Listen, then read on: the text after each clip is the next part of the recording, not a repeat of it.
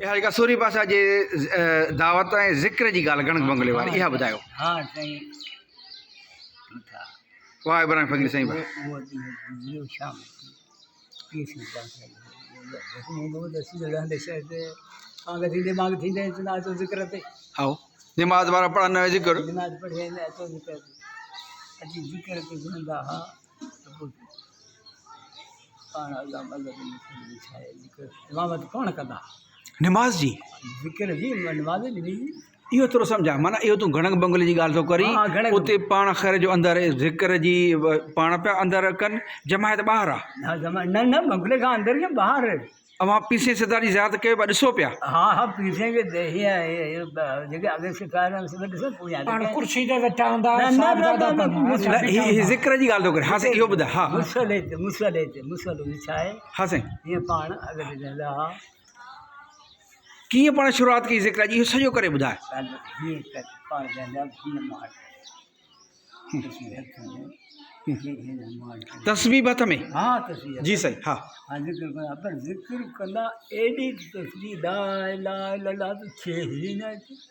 ॾाढियां ॾाढा वॾे आवाज़ सां सुभान अल्लाह हाँ जे अल्लाह जो ज़िक्र हा जे वरी करे इल्ला तो उन्हें जो ही शे न जे 80 जे आउं 30 सिफ़ में हुअसि तूं 30 सिफ़ में ज़िक्र वारी 30 सिफ़ में मूंखे हिकिड़ो दफ़ो निंड अची माश-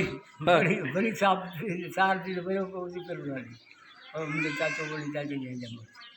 चाचे जो नालो जानवर चाचो जानवंत उहो बि हुते हो हा ऐं जमायत जा ॿिया ख़लीफ़ा फ़क़ीर बि हुते मौजूदु जाम जाम घणे उन महिल औरतूं गॾु कोन हुयूं मायूं ज़ाइफ़ां कोन मायूं पोइ ते माई पोइ मर्दनि जी बाबति मर्दनि जूं सिफ़ूं अॻिते मायूं जी पोइ ॿुध हीउ जेको ज़िक्र जो भला हीउ जेको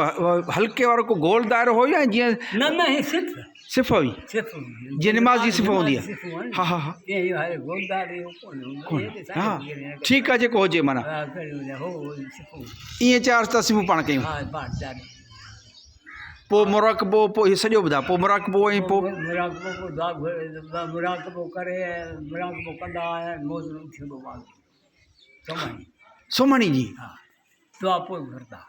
हा दुआ पोइ घुरंदा हा ज़िक्र जी पोइ घुरंदा हुआ मां होॾां बाग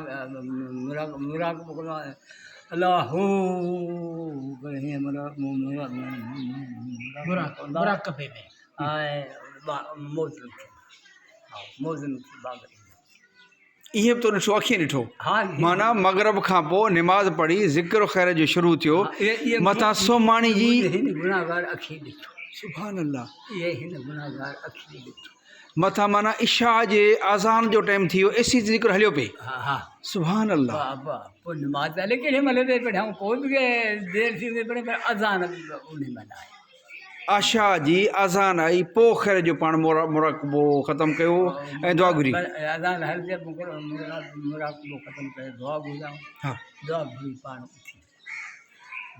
हाणे पाण अचूं था त तव्हां